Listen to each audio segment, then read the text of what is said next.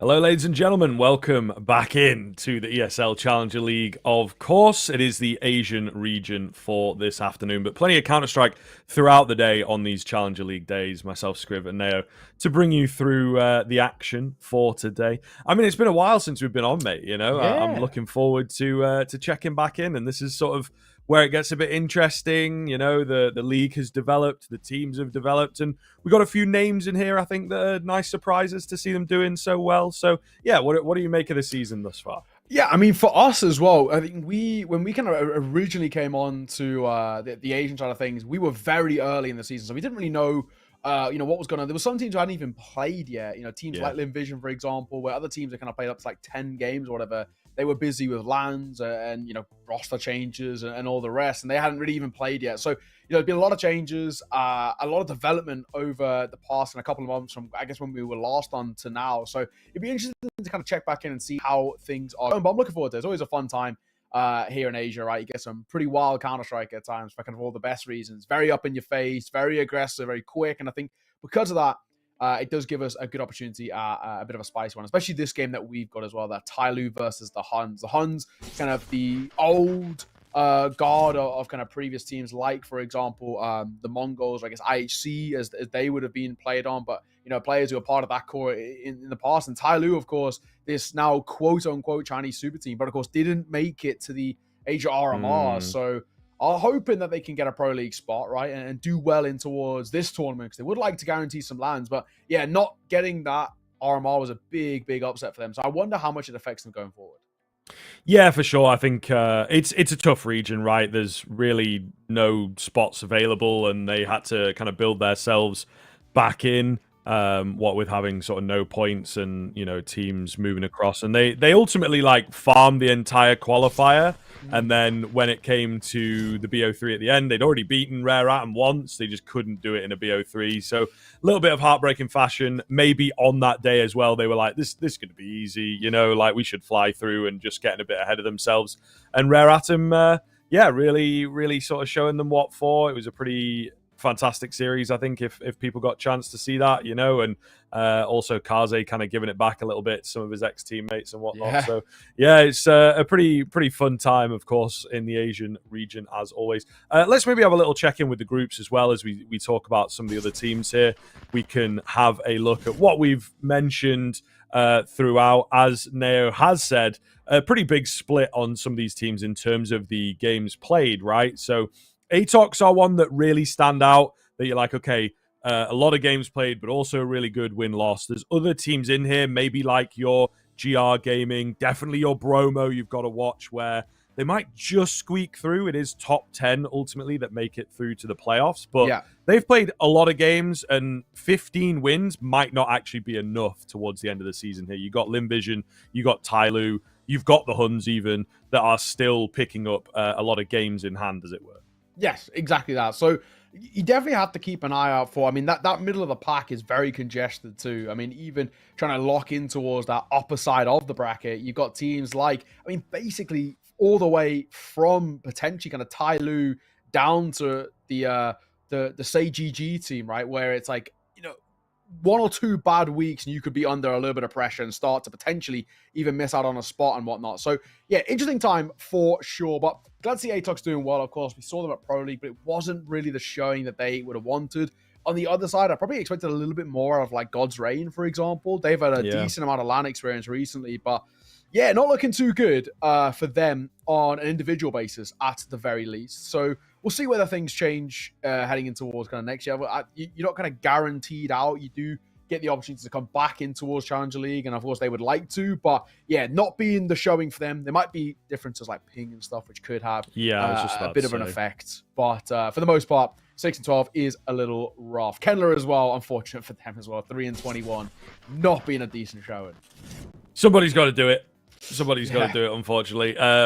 Just the way that it goes, it can be a bit rough out there. But yeah, like I say, it's that top 10 that you've got to focus on. And then I think 11th, they keep their spot, and then everyone else is sort of either battling for relegation or insta-relegation if you're right towards the bottom. So there's a lot of games going on. I think one of the things that's really cool with this season that you've mentioned and everything is that it will culminate in a LAN. at least for the players and whatnot. So I think that's a really, really cool finish to the season. It means that it gets on HLTV as well. So a lot of these players are now going to have a bit more character to them, a bit more personality. And it does build up the region, as we've been talking about. Mongols not here because they can't play, right? So you want a few more teams to kind of join them in that sense and keep building this region and keep indeed taking names on the international scene. So getting lands in there is a really good way of doing that, I think. It is still kind of being figured out in terms of where the format is, just because, yes, the BO1s mean that we get a lot more games out and everything, but indeed there are a few teams in here that I think just get a bit overwhelmed by that. Maybe God's Reign being one of them, that the way the format works, the way the banning system works might be a bit new to them at the very least, So it's a challenging one. But let's zoom in on our matchup here today, Nao. A really, really nice game, I think, for us as well. TYLOO, a team that we do want to keep checking in with.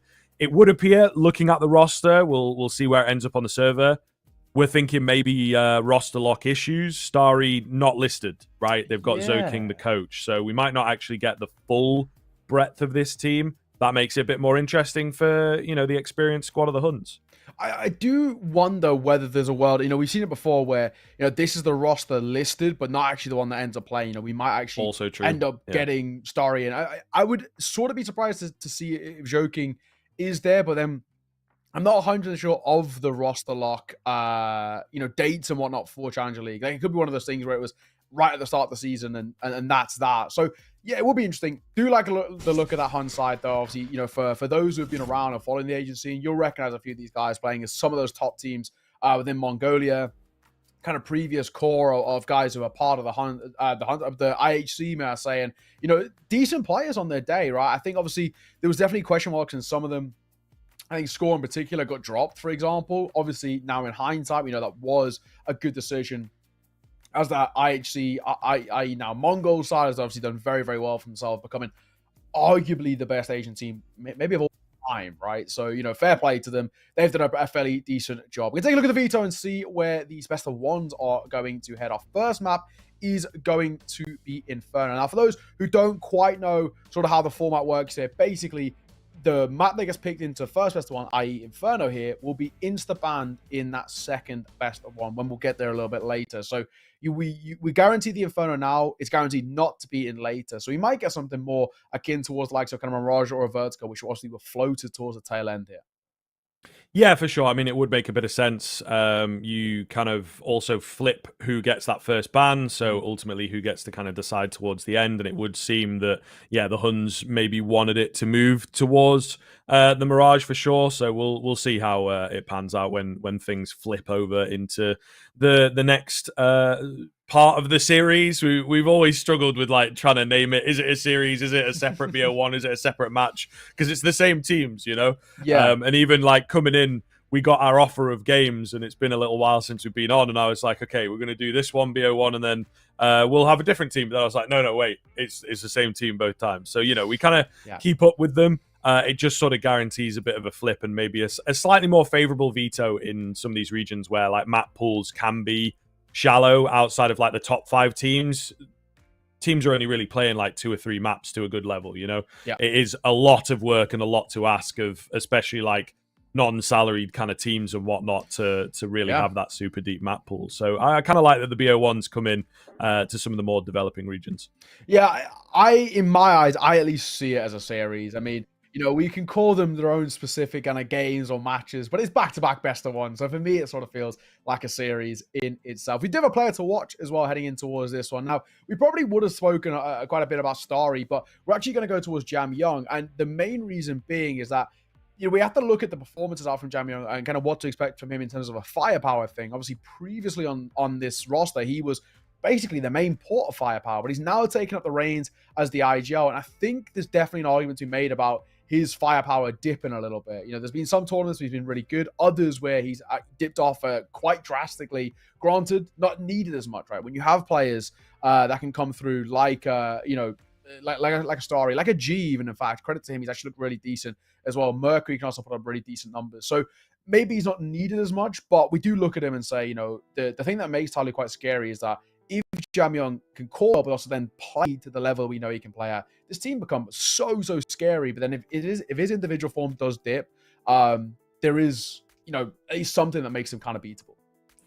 Yeah, it's certainly an interesting one, right? They've done a bit of a classic that we saw a lot of like NA teams, a lot of European teams do in the past, and try and sort of band-aid stats a little bit, right, over the more tactical mastermind. So we're going to see, I think, in the panning months, whether that works out for them. Still, even though I give the criticism, you'll see here on the predictions that we'll move into, I've gone for TYLOO, I believe, if my mind is not betraying me. You've also gone for TYLOO here. So I think the Huns, there's certainly a chance they might be able to nick one away, to be honest. They've been having a good season. But when you look across the games that they've played, when it comes to maybe some of the more structured teams, like a GR, like a Lin Vision, they have really, really struggled there. So I think they're heavily relying on their firepower, their instincts as some of the most experienced players in the Mongolian scene.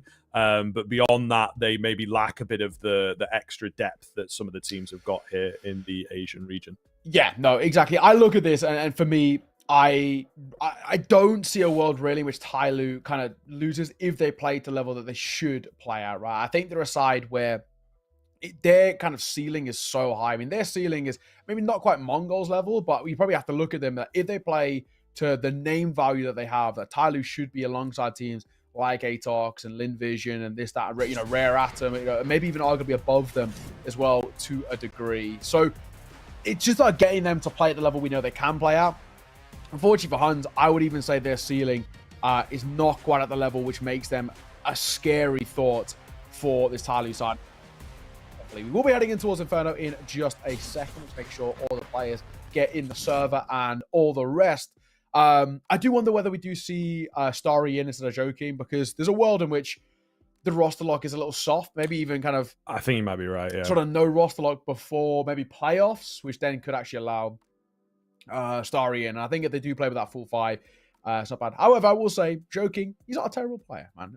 We caught him, I think, right, just actually before Starry signed, and he played a couple of games, and we caught one of them, and honestly, he looked pretty decent. So I don't think it's even the worst thing in the world. I think even with Joking, I would still say they're the favorites in this. Yeah, for sure. And I think they can maybe lean on some of their other players and whatnot. But yeah, he's got a good amount of experience now in the coaching role, but this is his first coaching team as well. So, that's something to consider, that, as you're kind of saying, he looked okay, but he's also not too far removed from being a player himself and, just kind of making this move. So, we'll see. We'll see whether he's on the server or not. We're not quite sure just yet. That might also be something that we're running into a little bit here, as obviously we're a couple minutes late at this point. Maybe they are indeed trying desperately to get Starry in and whatnot. But we are about to find out. It seems like we are ready for the game to get underway. And we've got Cammy. Okay. All right. Interesting. Very, very interesting. So a full-on substitution for the game here, not Joking playing. We've in fact got Cammy sort of moving in here, who I think might have been benched at this point, right? Yes. They were running like an 8-player roster at some point. So yeah, indeed, a bit of an interesting one here, folks. As we get into the pistols, straight scrap down middle, not messing around. TYLOO still looking good. Cammy gets himself on the board with a nice 2-piece, in fact, and all of a sudden just one left for the Huns. Yeah. 3 in total. Cammy, whether to stand in or whatnot, or this, that, and the other. Looking great. That's what you see out for him. So, last, man of NTL, he's not really going to be able to do anything, if we're being completely honest. It would be quite outlandish to even open the door to this. It's about exit kills, whether he can get anything at the tail end for his own sort of individual stats. We shall see. I don't think it's going to be the case. Very simple pistol coming through from TYLOO. Really good to see as well. Credit to him. The question is about for TYLOO. We always talk about things like consistency and can we see the side play sort of the level we know they can play at, and that's a really, really good showing. Coming out the gates, very aggressive in towards the fight, and also very crisp. They've obviously warmed up heading in towards this.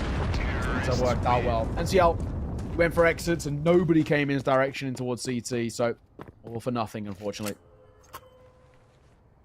So just sort of checking back to get like full information for people out there who might be interested. Cammy is currently in the analyst role for TYLOO. So I think is obviously listed. He did play with them last ECL season. So yeah, they must have him listed sort of every season just to be in there for the odd game when it does happen. There's constantly roster moves. There's constantly sort of missing rules and things like this, and I think unfortunately Starry's maybe not quite in, and potentially Joe King not feeling confident enough to actually play here today. So give Cammy a little run out, and well, he's making a case for himself thus far. It's only been one round, but it was a pretty good one. Yeah. So they'll take that. You know, pistols are pretty damn valuable. Looking for the conversion here, of course. Jam Young, ready and waiting. Patience pays off here. Really well played from him on the edge of that smoke to just secure the B site. Yeah, and a lot of money being gained there as well, which is, you know, a real positive. Plenty of cash in hand. So, all in all, simple stuff. And this round, I'm going to say, should be relatively scot-free, but there's going to be at least a consolation kill. It's better than nothing in that sense.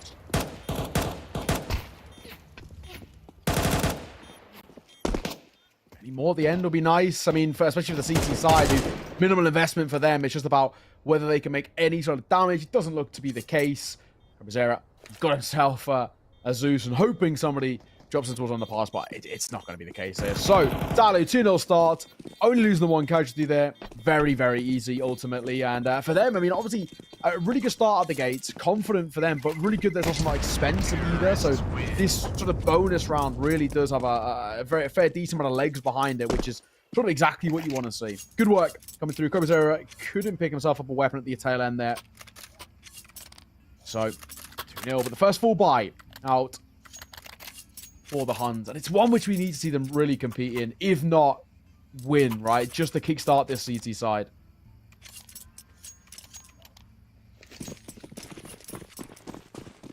All right, let's see. There you go. Early banana smoke. Cool lineup, of course. They will go straight through it there in banana, so still vying for the control on the TYLOO side. But yeah, these next few rounds I think are going to give us a really good taste of maybe what we're in for. As we said, the Huns, I think they're just able to outskill some of the teams. They're a really nice sort of mid-table gatekeeper team, but it's going to be hard against a squad like TYLOO who are well drilled. Yeah. Oh, this is difficult. This is so awkward. The flash is beautiful. Bartak comes round to try and trade a couple, and he will. Melts down. Is it enough? 9 on a quick rotation. Could catch them off, but just bites off too much. Going to lose control of banana and the round, ultimately. TYLOO. That's closer than I thought it would be after that initial move, but all the same, they take it. Yeah. Nice round coming forth. And now, once again, maybe we get to see potentially where TYLOO could just really pull away in this Inferno. Obviously, it's a map for them that is actually always been kind of quite a strong part of their pool. It's very, very popular in general. It's, for me, on the other side where I want to see something out of the Huns. We know that mechanically they are pretty talented, but right now doesn't seem to be the case. I mean, TYLOO winning a bonus buy like that is pretty damning in itself. Cammy looking towards apartments. Cobra Zero close right. Unless he has a pot flash, he's actually going to be at a disadvantage here. This is left IP. 5-7's up close is scary, but Cobra Zero can't even really do the damage necessary. Cammy holding strong here.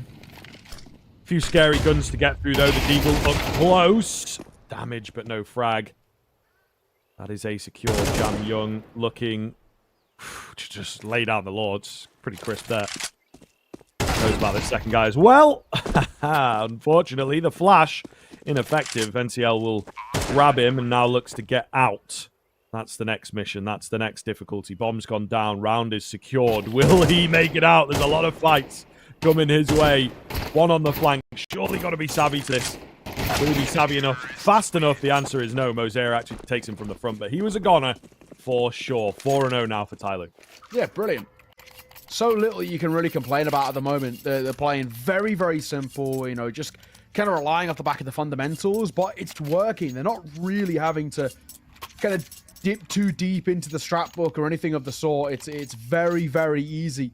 The rounds they are finding, and obviously very concerning on the other side to see this Hun side not being able to compete. However, this is a good attempt, or a good round in which they should be able to do something. All bad in play, 4-9, and decent buy around it. Rifles and the rest, and Nine wants to get proactive here. Looks towards second mid. He was sort of open towards ramp there because it wasn't a deep Molotov, but doesn't punish him. Jamyoung and Mercury combine to punish. Over towards his B side. Quick rotate coming through from Bartak, but momentarily should be smoked out and will be.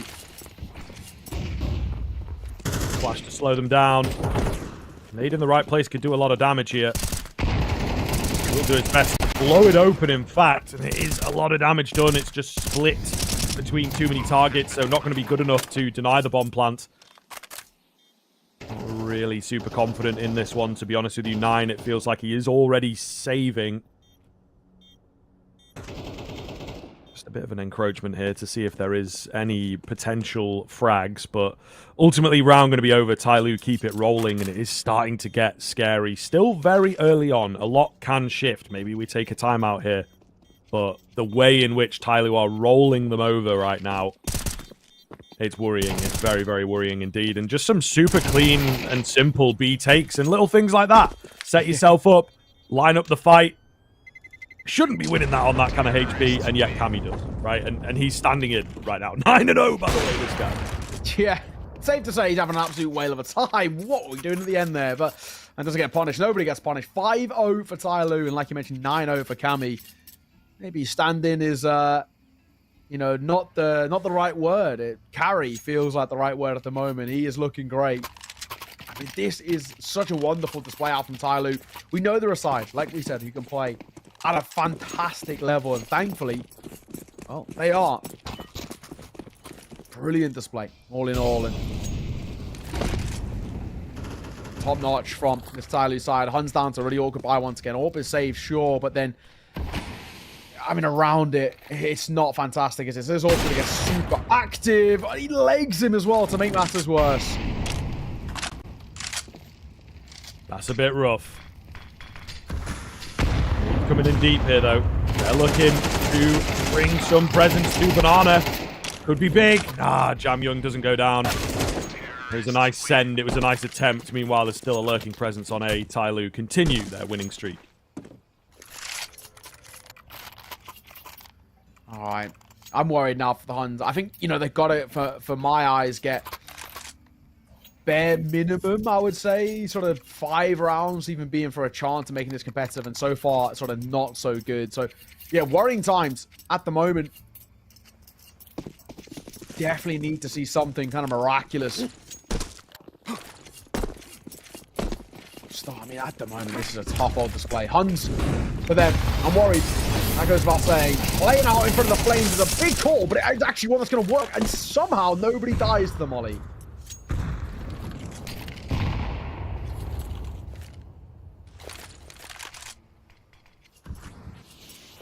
Nine. Trying to back away and save the AWP for a rainy day.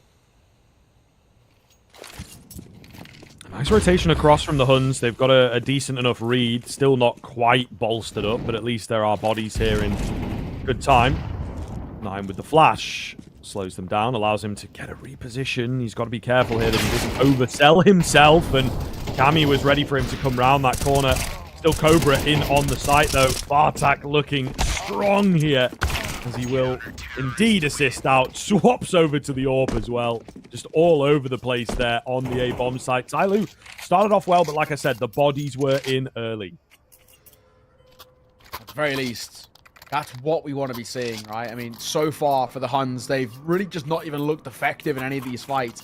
That's going to give them just a bit of confidence. Say, hey, right, if we can get proactive and we can get up in their face and, you know, take some important positions, i.e. banana control early out the gate and make them feel uncomfortable, then potentially we're going to have a chance here, and that's good. At the priority to start, I'm so surprised still nobody went down to the molly, but that's good. In general, Nine didn't realize his shoulder was betraying him around that corner. Oh god, what is going on there? Jamyoung just completely surprised, but still surprises them. There's a mess going on right now in this round, let me tell you. Tapping away. Will struggle ever so slightly, and it, yeah, just takes him too much time. Bartak tries to get the free fire in, but not going to work for him. Nearly nades himself there, taken down through the smoke. TYLOO back to their winning ways. They'll take the one cut, but they immediately sort of really relish in the opportunity to change up the pace. And yeah, really, really good round from them. Yeah. All right. Not bad at all. At the very least, for that quick response from the TYLOO side, just when it looked like the Huns were going to get a little bit of something to work with and maybe a bit of control, it just get thrown back in their face. So I think that's good, right? I think the TYLOO, they know that one of the good things they've got going for them is that they can fight up early. Pop shot from 9. Just catches the shoulder of Mosaic, but again, it's another one which he tags them with the AWP, but he can't confirm the kill.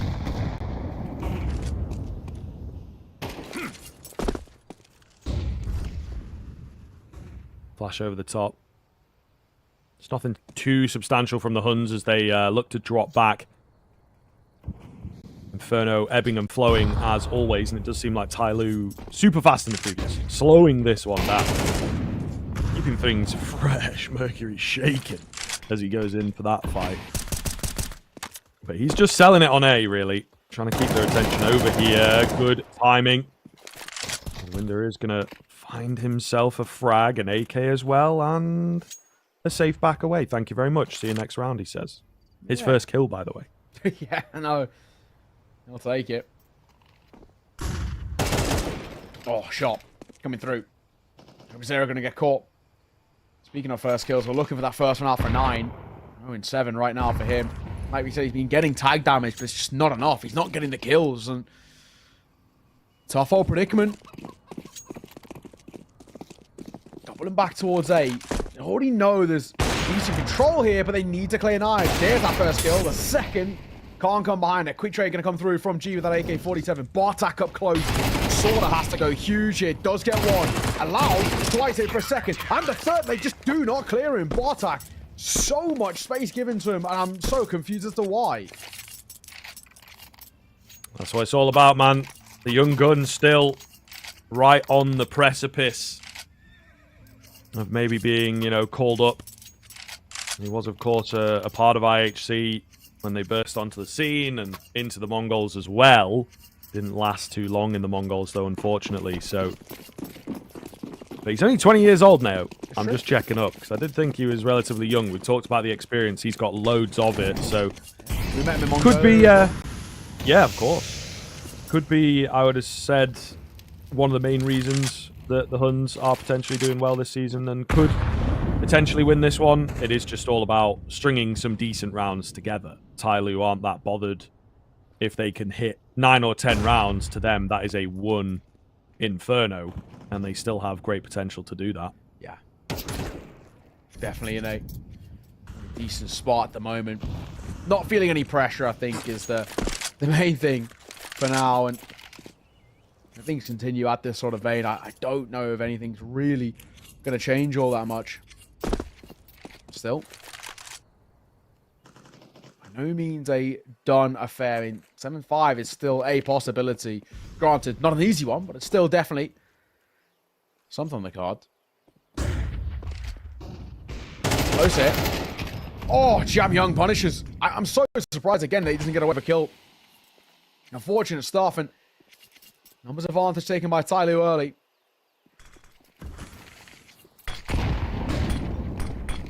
CL on the edge here. Yeah, looking for the big moment, and he will indeed take it. It was risky. There was no real support for a second there, but he has done absolute God's work. Still not denied them the bomb plant, however. Late boost coming in here. Could find the all-important kill. Mosaic watching for it, though. Thought that was the AWP getting the kill for a second there, but not quite that fast. Numbers are even. HP nowhere near. There's only the one kit available, though. And they've lost another member. This is not looking too good. Bartak is late to the party. A well-placed nade could turn the tides. But he's instead going to opt for the flash. Try and get Cobra Zero in. Does not blind up Cammy, and that will be that. The Huns retake, despite the heroics of NCL, completely fall apart. Yeah, it's unfortunate. But TYLOO again, still looking great. Real credit has to be given to them.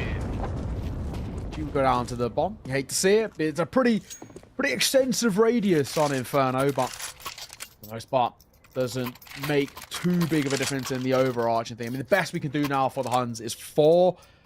I don't really know if that's going to be enough, if I'm being completely honest. It does already feel like we could be on the sort of last legs, generally speaking. It's off display. Well, again, the Huns, they can get up to 4, get a pistol rounds, then they can maybe make it a 2-round game. That's 1 gun round being the difference from an A4, so it's not exactly the worst situation in the world, but I'm still not feeling too hopeful just yet. The couple of rounds they've got have been very spotty and not really replicable, as we've seen.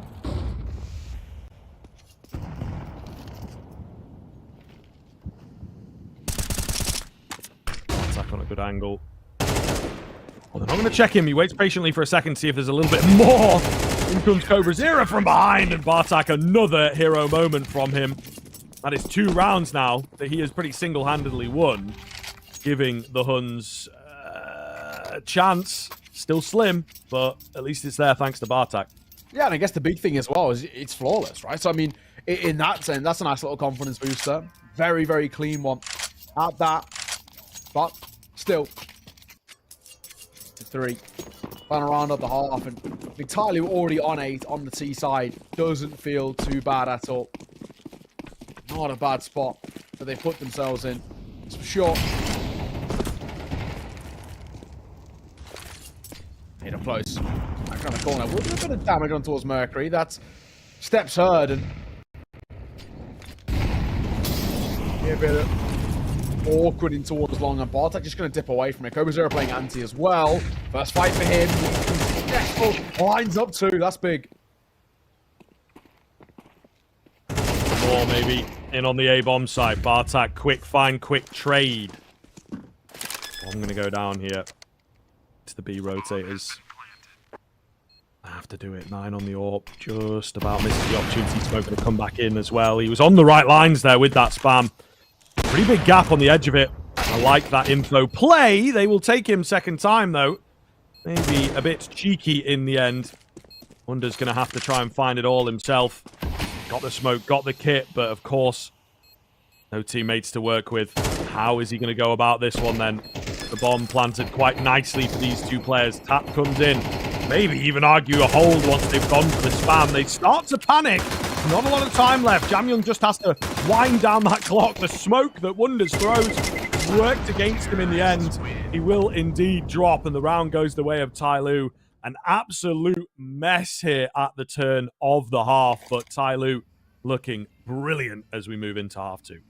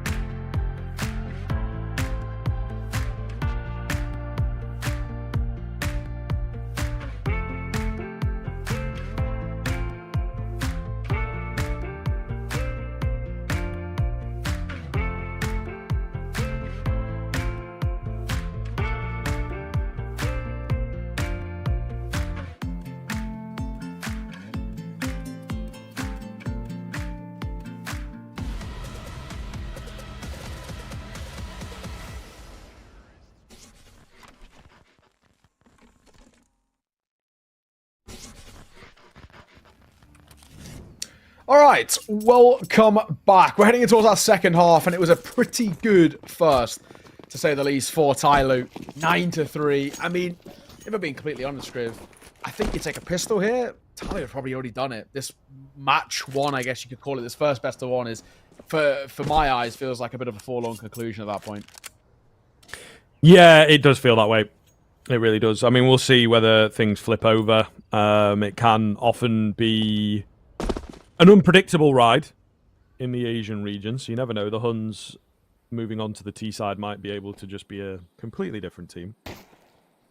There's a lot of caveats there. There's a lot of if, buts, and maybe all the same. TYLOO not messing around here, not just swinging in super confidently, especially like that first half pistol. I think they also know that it's like, let's bag this one up. Really, really solid play here. Smoke goes down on good timing. They go for a bit of mid information. That maybe starts to give the game away that there's no one really around middle. So probably a B hit. The issue is the B hit is underway. It's pretty far up. They're able to isolate the one player. Going a bit wild through the smoke here. He's going to lose his life, but it maybe sets up Mosea on the Julies. Oh my god, the ace comes in. What were those shots in the middle? Wow. Unbelievable hold from Mosea. That was ridiculous. How's he got away with that? How have they not traded him? I have no idea. I mean, he gets a lot of luxury there to kind of be given the opportunity to isolate. But honestly, on the other side, my Julies do not do that at all. I mean, I've been kind of trying to use them recently, and I can maybe go 1-for-1. That is ridiculous. Well played from Mosea. Like I said, a pistol round all, you know, feels all but done in that sense. I mean, it really does give timing so much more luxury. We're going to find some banana here. M4 of Jamyong going to get a triple. That's exactly what the doctor ordered. And gee, lad, one more. Mosea will clean it up and a flawless round. It's so simple to make them go within 2 now.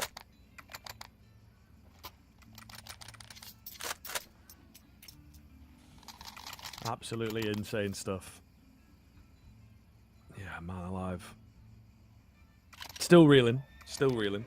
But we'll see. This is certainly an opportunity for them to push back on the Hun side of things. And, you know, we've got this next map coming up. Don't quite know what the veto is quite yet, but give yourself something to work with. You know, don't go down on only 3 rounds. Not a good feeling at all.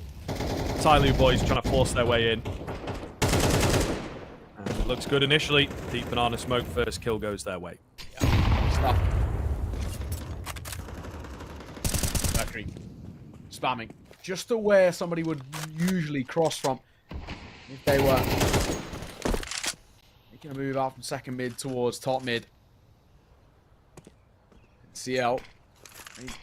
He steps, right? So Mosea's going to know he's here, and it's going to slam down behind. It's not bad at all, but that's banana taken with ease, and they need to go deep over towards ramp, and NTL's probably dead here. They line that up and time it perfectly. He's sort of dead upon arrival.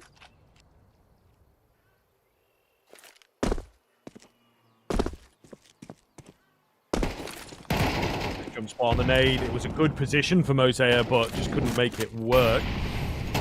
Nade plus Molly. Oh, splits them up. And that's Bartak committing to the fight, losing his life. A lot of damage done here. Surely not going to pan out into anything.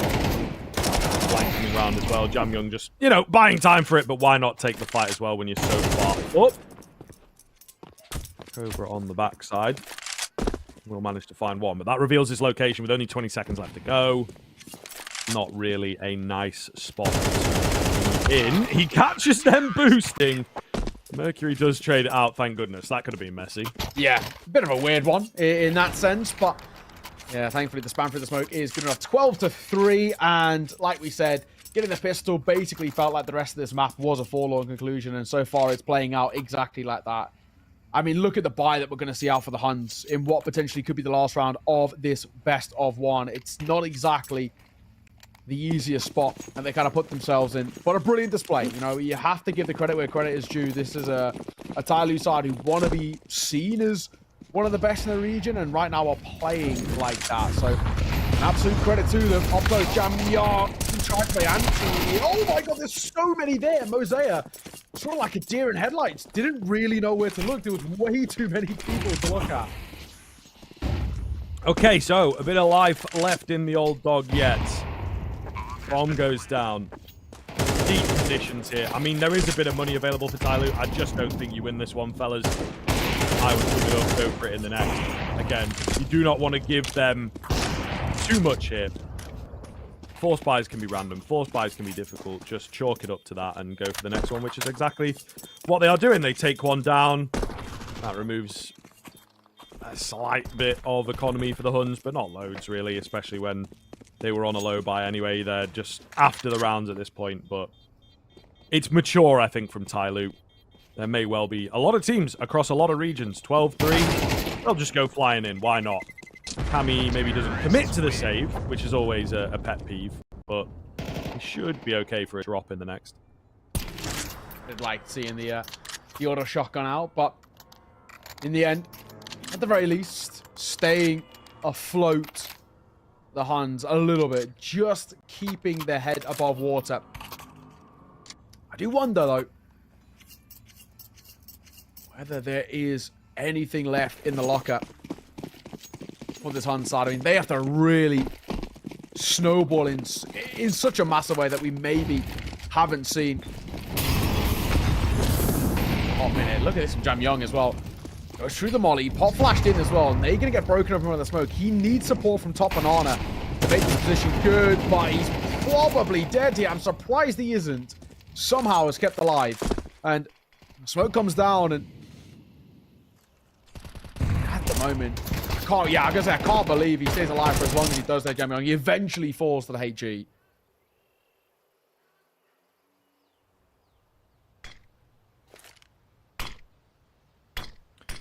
Smoke out towards long.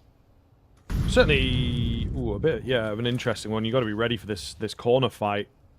I'm not sure if that was meant to land in the arch, to be honest. Nade is good. His own smoke good. Might just go through it. Mercury kind of banking on that, though. He's got a flash set up if he hears anything. Not going to happen.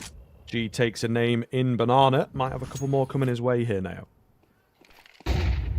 All right.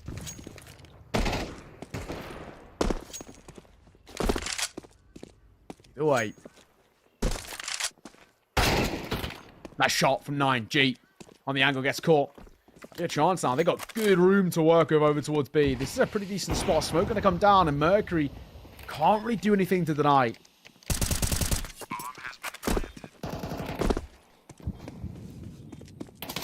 Yeah. A little weird here for TYLOO. A couple of these rounds just not quite working out for them. Of course, it is the classic. You get to the tail end, take your foot off the gas a little, and it will just allow the other team to get back in. So the B hits don't look bad from the Huns. They're going to need quite a few more of those, though. 7 more to be exact, if that's how they're going to keep on playing this one. So you'd assume that TYLOO may even take somewhat of a timeout here to just ice it out. All you need is one good round, you know? There's not loads to ask. Okay. The Huns, it's the first time we've seen them really actually look very solid in terms of these rounds they're taking. It's a nice little swing that comes through, and G gets caught on the B side.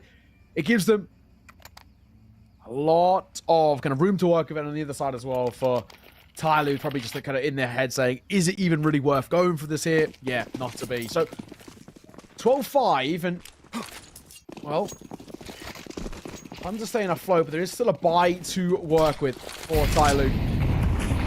Time as well. Out of control taken nice and early by the Huns, and not allowing TYLOO to fight for it. Something they've been a big fan of recently.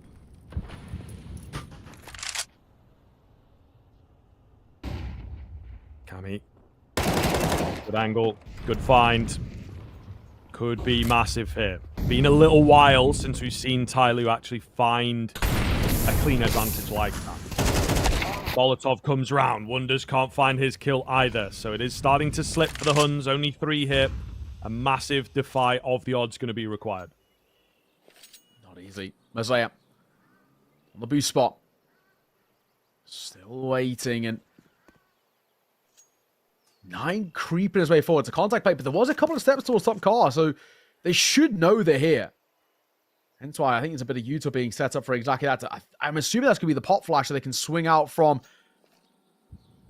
this position. Smoke going to come down, and now Messiah, his position is still pretty strong. He's going to play above his spot. I think he might have spotted that bomb crossing in towards water. Hence why so focus, and he gets it.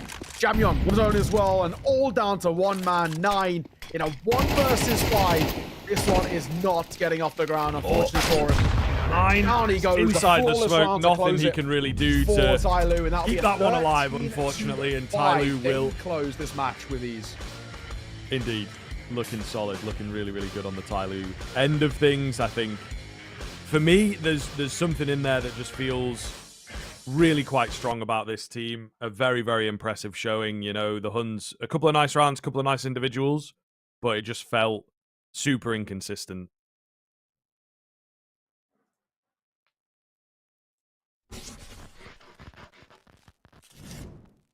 Yeah, I'm looking forward to this now. I think for me, heading in towards match number 2, I really do look and see how things are probably going to have to change for the Huns heading in towards that second version. I mean, at the moment, I think the big thing for me is that the Huns aren't really playing with each other. A lot of this comes down to what we kind of said is sometimes the positives for them, which is they're individuals, but unfortunately, they're getting not a lot of leeway in a lot of these rounds, right? I think they're trying to pug against TYLOO, who are a side who are so happy to just stand up and fight. And the issue that we're kind of having at the moment is that some of these players over towards TYLOO are just looking so damn crisp. And we've got our player to watch as well. We did highlight Jamyon coming into it, and he looked fantastic. 107 ADR, 2.25 KD, and going 18 to 8. It's not a bad showing.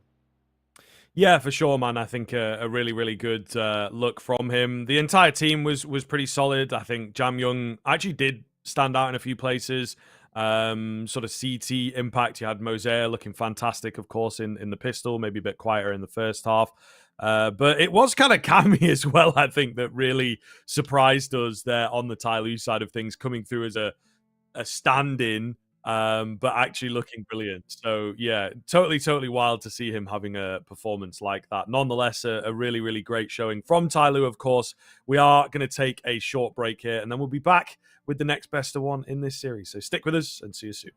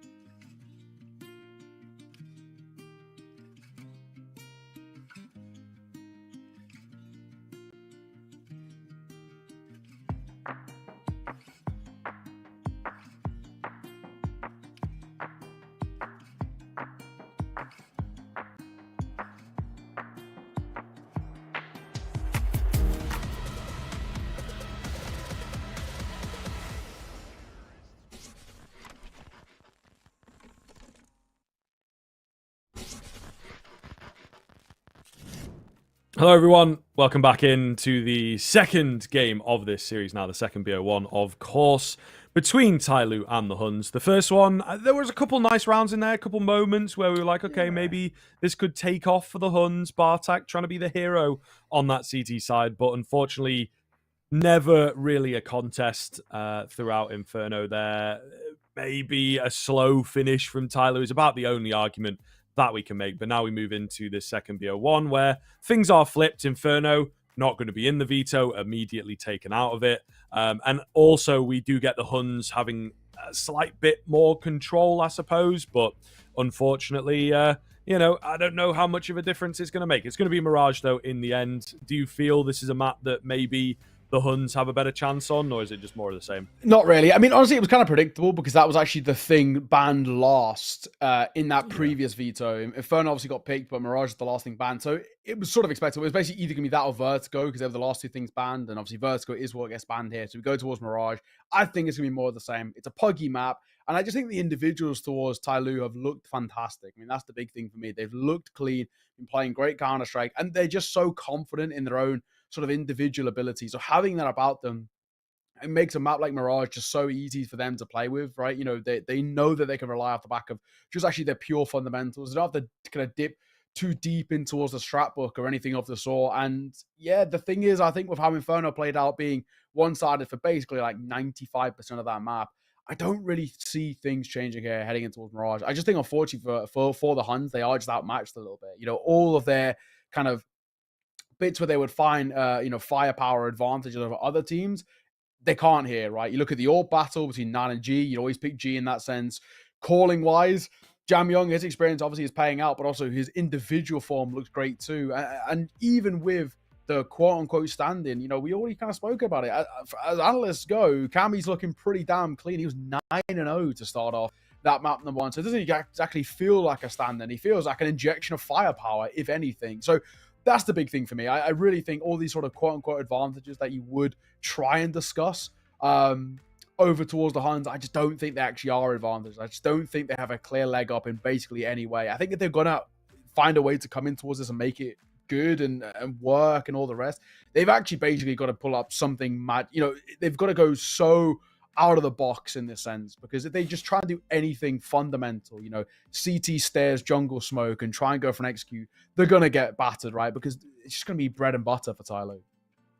Yeah, absolutely, man. I think that there is, as we've talked about, just this extra level to a few of the teams within the Asia region, and they can stand head and shoulders above. You know, the Huns are actually a team at the moment with where the standings are at. They would be in the playoffs. Now, they are one of these teams that are a little bit further behind, still got a few more games to go, and you do have some of your tougher matchups, such as TYLOO, on the horizon. So we'll keep our eyes on it, but they sit sixth at the moment. I don't think it's too far of a shout to say that they should make playoffs, even if it is in that sort of lower bracket side of things. Yeah, so you can just kind of see that the level and the competition is a lot for them to deal with. One of the things we talk about a lot, though, Mirage is probably at the moment the great leveler. I feel a lot of teams are sort of done with Inferno. Dust 2 is still coming in, still different in CS2. Mirage has been around for such a long time, really didn't get changed very much into CS2 at all. So there is that sort of side of things. It's maybe the only, yes, it's a beaten horse, as it were, but it is sort of the only thing that I could see for the Huns is that, you know, if they're like, okay, no pressure on, we're clearly outmatched here, let's just kind of throw ourselves at it and see what happens, they might be able to catch TYLOO. They were starting to do so as they flipped over on that T side. I did feel that the Huns would have a bit of a change there when moving on to the T side. Unfortunately, got aced by the Julies, which sucks. And then, of course, just couldn't really get themselves going. Didn't have enough room to work. But a fresh slate could make all the difference here. We're immediately into things, though. Not wasting any time at all. Cammy holding the defense here. Will pluck one out of the air. The gun not following the bullets there. He finds himself 2, in fact. So again, a bit of a pistol warrior, this guy for sure. Bartak all alone on the Glock there. Just rolling straight towards him. No way he can find all 3 targets. Yeah, all right. For now, TYLOO back to exactly the way we'd expect out of them. Comfortable out the gates. Very, very clean in terms of the fights they take. And unfortunately, the Huns just get absolutely no real luxury. I mean, Bartek gets a couple, sure, but it doesn't really make a dent at all in what is a continued great performance out from TYLOO. Obviously, won't be too much of a buy for the Huns. Didn't get a bomb plant. Didn't really get enough kills to justify it. So just the one upgraded pistol for Bartak. But aside from that, this should be a pretty simple one. Mercury, that MP9, actually going to go up close here as well. So G can hold at range with the M4. And Mercury playing anti. The second he hears any step, he 180s and can start mowing them down at close range. And that is exactly what happens. It's G that finds all the kills, though, unfortunately. Mercury was the distraction in the end. G on the eco ace. But you can see everyone around to try and deny him this ace. Classic team banter here. Bartak. An opportunity maybe, but nothing comes up for him. So, nice clean one there. Building up some money as well, particularly in the name of G. Maybe questions about AWPs, etc. It will be a solid drop across from Jam Young, though. Just to try and get this econ spread nicely. So, into this full buy, this first one really... It does have to be quite special, I think, if we're going to have any sort of chance of making this work. I think the Huns, they've, you know, we saw them at times have these sort of flawless rounds and really showcase what they've got in the locker. This feels like it's sort of got to be one of them. See whether that's the case, but it's the same thing that we saw in towards map number 1, where it's just a massacre in the early part and the Huns are playing constant catch-up. I don't know if that's really going to work out. But Mercury can be caught early. That's the start you want. There. Hanging in a good spot here. G looking to catch them off. That is a cheeky walkout. Hosea going to go for a cheeky walkout as well. He doesn't find the same kind of success. It still hangs on a knife edge, though. G got to be dealt with here. Having a good round. Runs out of ammo. It will get us all in the end. However, 9 is remaining alone here. Not looking good at all. Oh my goodness. Cabby really winding him down, but with the final bullets, 9 will get the headshot. That is unbelievable. So well played from him there. Yeah, honestly, felt like it was done. And then what a little period of play right at the end there. 9, you know, steps up in a big way. The Huns needed a bit of a hero. And, oh, thankfully, they'll get one. Question being now, of course, on the other side, is it replicable? Can we see some consistency come forward? At the moment, this is still a catch-up play. And we'll see a buy coming through from TYLOO as well. G, AWP, decent investment around it as well. MP9, FAMAS, and all the rest.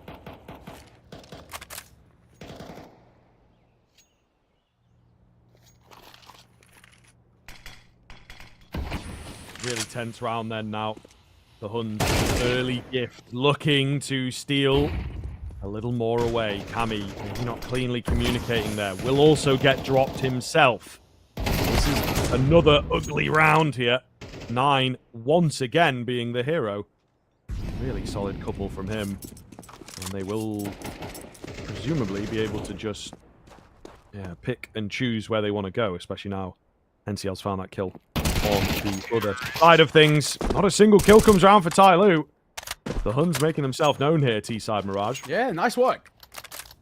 Much better as well. Having a flawless round like that is a very important thing to do in this sense, because it does give the Huns obviously a little bit of luxury now. Not only kind of a couple of rounds back-to-back, which is obviously fantastic, but they break the econ over towards TYLOO, so it should be sort of a round that doesn't really get off the ground here for TYLOO, and the Huns can, for the first time, take a lead in this game. We haven't seen them in a leading position in this, I guess, series, including the previous best of one. So, massive one for them.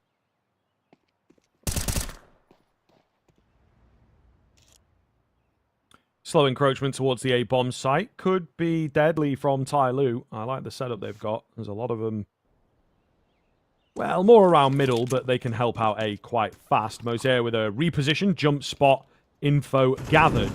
Not sure if he saw the bomb there. I don't quite think so, but they will look to potentially just take some names. Now the game will become more and more obvious. USB does manage to find one. The spam finds Cammy back, though, so still nothing too scary just yet. Mercury's got his hands onto that AK at the top end of middle. I think he's going to save it. You know, round is obviously over. The Huns going to take the lead. First time in the series they'll do that. But at least there's an AK making it through to the next. For the Huns, I'm pretty impressed in the sense that they kind of bounce back.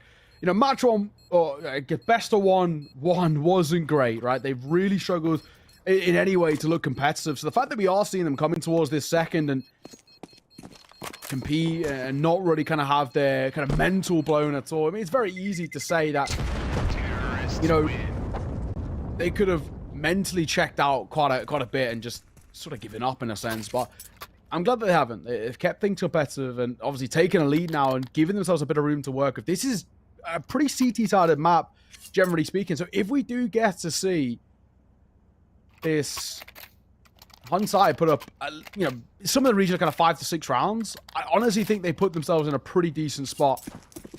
Might be something to kind of to work with. TYLOO though, back into the buy. Not enough for the AWP out for G, so Pine does get that luxury at range.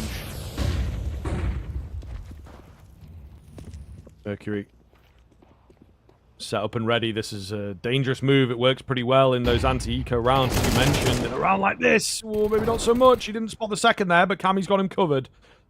And they just make it work. Jam Young, meanwhile, has missed the timing, but gains one back. Can't get the kill. Should have been easy for him. Anything but, unfortunately. It's short pressure. It's well read by the Huns that there's going to be a gap on the B site itself. Ready for the boost. And this is looking better and better all of a sudden. G tries. Damaged out, sure, but I just feel like a rotate that maybe has a bit of legs behind it. Attack. I think he briefly got spotted out there. And now he's in towards Shaw, and his numbers starting to dwindle. So is the time, but Grapevine going to come through, and the Galils do fantastic work at the tail end. Big rounds being taken here by the Huns, and they look considerably more competent. I think, you know, we kind of came in and thought it'd be more of the same like Inferno, but at the moment, it doesn't feel like it. It does feel a lot better.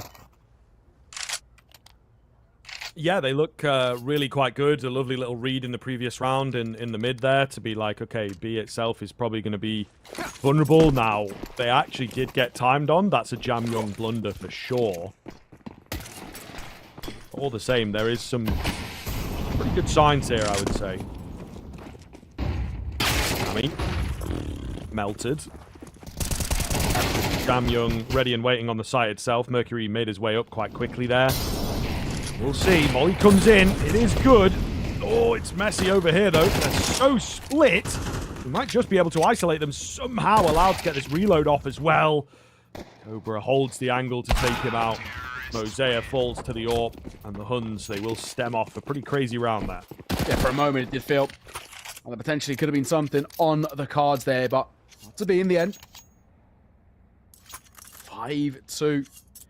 Honestly, I'm really glad to see the Huns, you know, at least being a little bit competitive, because it does actually start to make us question the other side of, right, what do TYLOO do when their backs up against the wall and when things aren't working for them? How are they going to start to find some of their own form? Because, I mean, so far, it's all well and good that we're seeing these kind of buys coming back in place for TYLOO, and they're getting a bit of control of the economy, but there's some questionable plays, like that one, for example. Cammy gets caught jumping through that con smoke. Yeah, maybe getting a bit ahead of themselves, a bit frustrated in places. This is really starting to fall apart now for TYLOO. It is sort of wild to see. They started off well. Pistol once again for them. That would have been 3 for 3. And yeah, the Huns get the guns, and they have just absolutely demolished them. And rounds like this, like you say, where there's a little bit of what's going on, what's happening. And it does seem like there's a couple players in places, overconfident. Mosea not fragging too hot. And the Huns just not messing around here now. This is great play. They look great. I mean, the big thing for the Huns is that they're just playing with such confidence, right? They're so happy to take fights. They're so happy to kind of rely off the back of their mechanics, which we did say, right? It's one of those things that can be a blessing and a curse. When you're not playing well, it really does leave you kind of limited for options. But when you are, when you're hitting your shots, it makes you look fantastic. There'll be a couple of kills at the tail end. Herbazera needs to be careful, but an interesting decision from Jam Young to swing in, because it does mean that he's now not going to buy.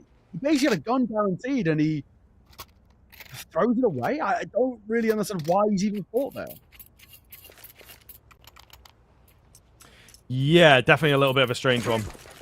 I think they're in their own heads. I think they're also, you know, and this does happen sometimes regionally, they're just rolling on the confidence from the previous, aren't they? They were like, yeah, okay, we've absolutely ruined them on the first map, should be fine.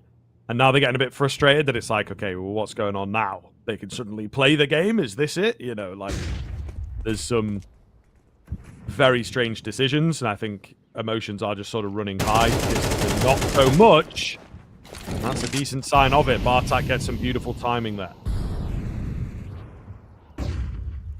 All right. And see how... Now he just waits. It's a good position that he holds. But he's going to get caught. Cammy. That Eagle. Nice shot. Really nice shot indeed. Might be a chance, maybe. It's not the best to buy, but sometimes TYLOO, I mean, just in general, them on any sort of lower investment, like the Eagles can be quite scary.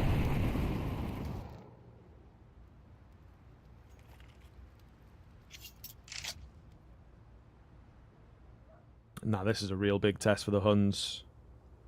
They've spooked themselves out a little bit, to be honest. I think the timing's not quite going to work for them there. G is slowly edging the connector peak. Fortunately, not edging enough forward. Nearly goes down on the quick reaction. 3-on-3 now.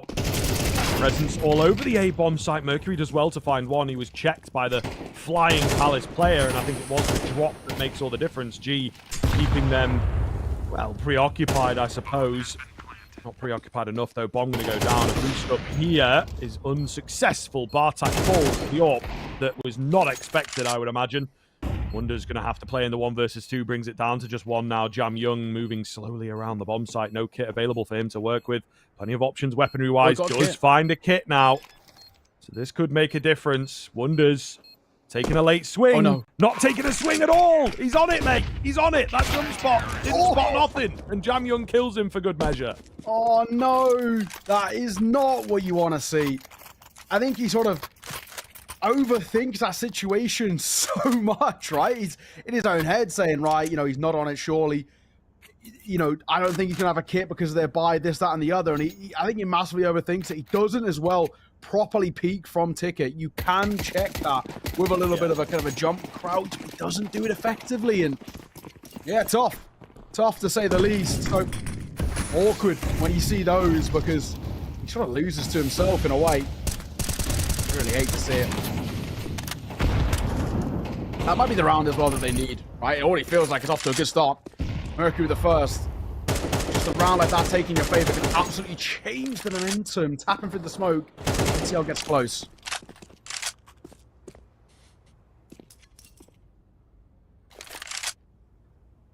Slowed down here into the mid-round. So, well, arguably, I mean, still the early round, to be fair. We'll see what they're able to find. Cammy knows. He's got confidence. Ooh, to go for the aggressive angle. Nearly gets taken down there because his teammate fell fast. Nade almost finishes Cobra Zera, but not quite. NCL, normally for this team, is in the coaching position, but playing here today, it would seem. And having a decent enough series, but not a good round. Mercury sees him into the next. What is this man going to be able to find? He's got the bomb. But beyond that, I don't think he's really got much going for him. Yeah, unfortunately, I think you're right. What do we do here? Play. Nothing is the answer. Cobra Zero going to get caught. And that's a very clean one, indeed. Nicely done, it has to be said. And well, TYLOO are starting to just breathe down the neck a little bit of the Huns. Obviously, what started quite well for them and they were feeling relatively scary and this, that, and the other is now Again, on the other side, sort of feeling somewhat doable. Good work from TYLOO to reclaim a little bit of a foothold in this game, because it was feeling quite uncomfortable at one point. Still a long road to go in this best of one, but G going to start things off well. 9 gets caught on that early peek. He does like to get active 9, but this time it doesn't work in his favor.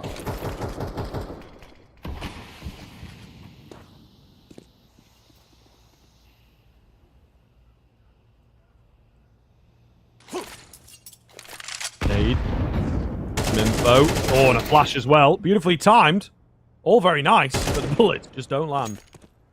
And Bartak, while slightly blinded, will find that kill. So a nice trade back for the Huns. They'll be thankful for an opportunity to come their way. I think they were looking pretty stagnant, but they just sort of outpatient TYLOO. They've now been gifted another.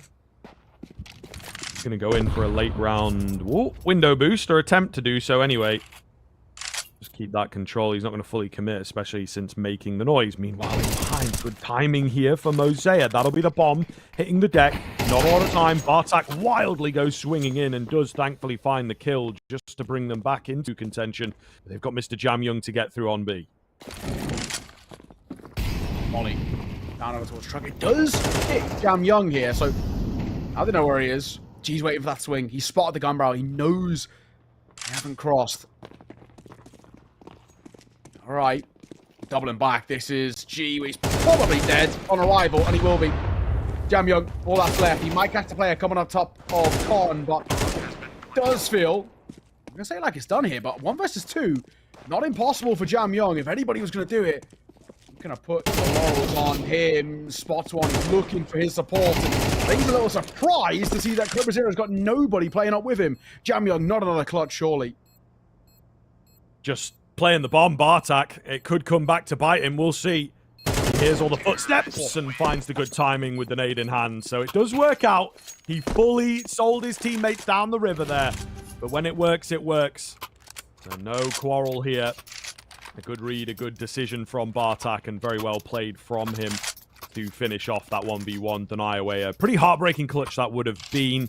So that gives them the advantage in terms of the rounds moving into half 2. It's just a question of how far it goes now. All right. At least though, that guaranteed lead is nice for the Huns. Nade. Breaks open the smoke, but actually G walks away. A little worse for wear in the sense. He takes a leg shot. Oh, still got 51 points of HP, not the worst thing in the world. Mosea crossing in the open. Doesn't expect probably 2 up close over towards ramp.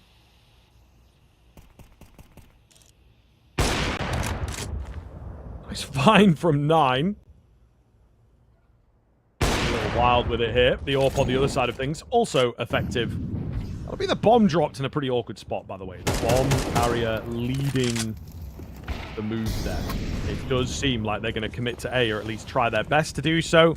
Not going so hot here, down to just 2 all of a sudden. And barely made any progress on the bomb side, to be honest. This doesn't look... Maybe it's a gap. Thread. Cobra, not ready for the player on high. That'll be 7-5. I think certainly way more than we expected the Huns to get. The run of 6 in the middle is pretty incredible stuff from them. But we've got the flip over, of course, coming in. This could make all the difference, as it started to do on Inferno. A bit more room for TYLOO to work with there. We'll see in a few.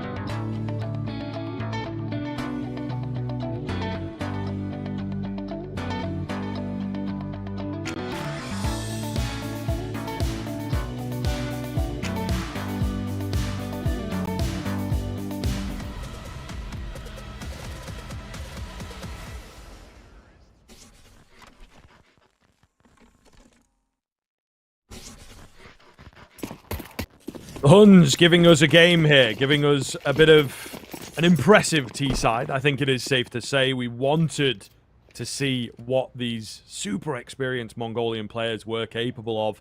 And we did say Mirage might be a good place to do that. And indeed, they have done so. But now as we swap over TYLOO, they can control the game.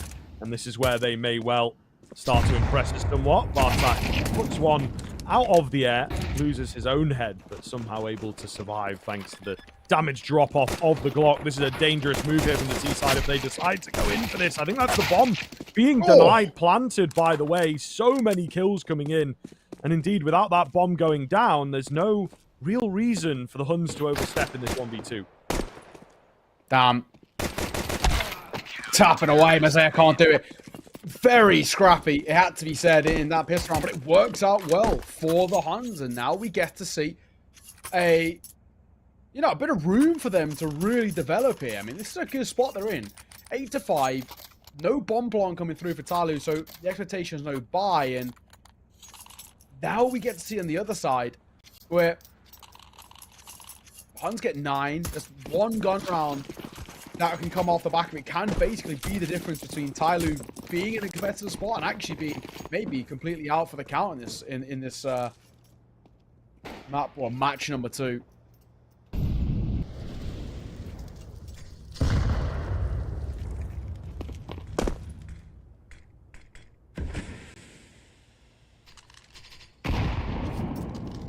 The underground stack. I think it might even have been seen with the little jump across there, to be honest. So 9 has an idea that there's something coming his way. He just has to be careful with how he plays this now. Scout doesn't quite... Oh, get it. The repeak is dangerous. The repeak is very, very dangerous indeed. Sticking around on the USP. Doesn't go down. He's covered, right? He calls upon the support. Protect the VIP, he says. And indeed, they will do so. But still, taking one away is always a nice result in a round like this. Bartak with another beautiful multi-frag round. Another great game from him as well, by the way. Yeah, no, he's actually looking really, really solid. And on the other side, this is a big, big gun round to come through for TYLOO. And it does feel like essentially the kind of make or break one, right? We're looking at this 9-5 scoreline. If TYLOO don't find this, Huns get 10, economy gets broken, probably 11 as well. And that means there's one more gun round being the difference. So TYLOO, if they continue this trajectory, they've basically got 2 gun rounds to decide whether they can be competitive in this game.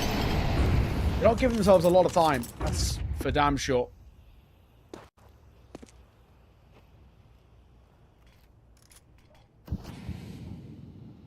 No early fights coming down this time around. 9 still hanging on this scoped weapon, but the scout might be his downfall in a round like this. Lands an early tag. Keep your eyes on it, man. The lack of a guaranteed kill makes it very, very dangerous to use. Mosaic nearly down to the nade strikes. Somehow survives that. Felt like they were both right on top of him, but nades and stares, it's always been an inconsistent pairing. So 4 HP is all he's got left, but at least he is left. Oh, good angle here for 9. Should get one with that scout, but doesn't confirm the kill. It's a lot of damage though. This could be a bit of a tag and bag. Oh, the Goomba Stomp comes through. He picks up an AK now as well. Surely not. Gets some more damage. It's not enough. MP9 in this position though could maybe start trying to play around this short position and buy time for the rotation to come through, which works. Bartak, big kill. Mosaic Mercury, they're barely alive. Cobra holding here with the MP9. That first port of call, they're not even going to give it a look in, though. Like you say, barely alive, and I think they'd like to keep it that way. But the Huns move up to double digits now. This is a really substantial lead for them now, in a fantastic position to be in. Without that bomb plant, there is no money for TYLOO. What are they going to do? Maybe force around the AKs here? Like, they might have to do that. 2 saved AKs really ruins their economy. I mean, yeah, the money is not awful to do that, in fact. They could get Mac 10s, maybe one more Galil in here, couple utility mules, and it is something to work with, but really putting all your eggs into this round number 16 basket, because if they don't get this, they don't get a bomb plant, it probably is over. Yeah, no, that's true.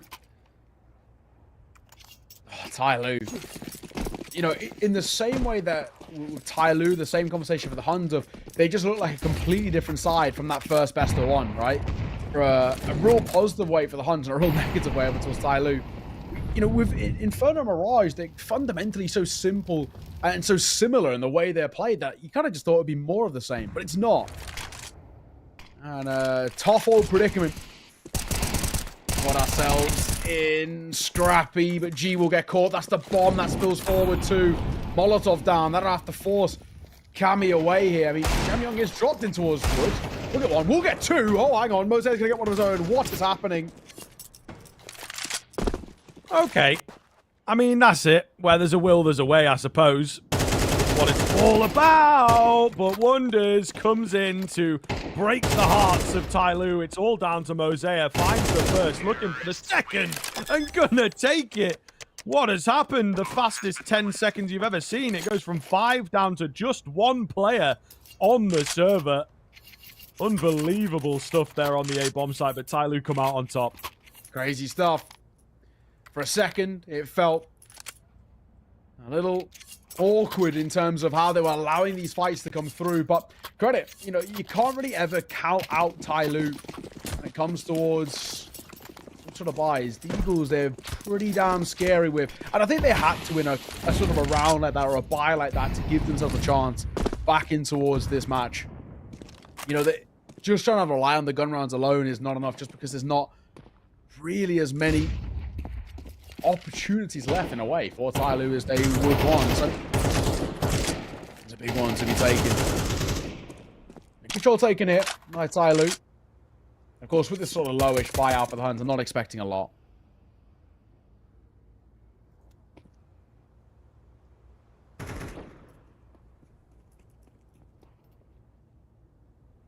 Another quiet mid-round Cobra Zero in from behind, making use of the fact that there's a lack of TYLOO presence. It's a big kill. They'll try and get someone down there and get their hands onto this rifle if they can do so quickly. And they might just find themselves a pretty decent hold. Palace smoked in from afar, but will at least slow the push down. They're opting to go straight through things here. Big find from NCL. He will get traded, but all the same, it's a kill. Information play. In comes some more damage. Looking good for the Huns, you know. The pistols coming out on top. Not even the rifles required. And TYLOO crumble. Rushing through smokes. Desperate to get the kills. And, well, in their desperation, they will fall flat. Yeah. Huns 2 away from closing out this match. And, you know, going 1-1 overall, which honestly is pretty solid as things go. Fortunately for TYLOO, having to kind of come back in towards the gun run after winning an eco force type thing. And it's difficult, man. The second you find a little bit of hope for TYLOO, it kind of immediately gets ripped back away from them. Obai once again. Pistol's just going to try and barrel in towards A. I mean, it's spotted. Bartak, 1 and 2. Holds down mouse 1, look for that third, but he'll get caught on the drive-by the V250. That nade does good damage and finds to win that kill with ease. Oh, good find onto 9. Could be a really big deal. Some nice damage through the smoke, though, and rush to get this bomb down. There is a player at CT, so it is indeed wise. They're covered off pretty well in the 2v2, actually. It's nice spots from the Huns. A kill has to go the way of TYLOO before they get this bomb down. There's no way they can just go for the plant. So they've got to make something happen. Mosea sort of moving away as though the bomb is already planted, you know, and as I say, has to be a proactive move here. They know there's one towards CT. Got to make him work. That's a smoke recovered. However, it is not perfect. Does not cover off the stairs angle necessarily.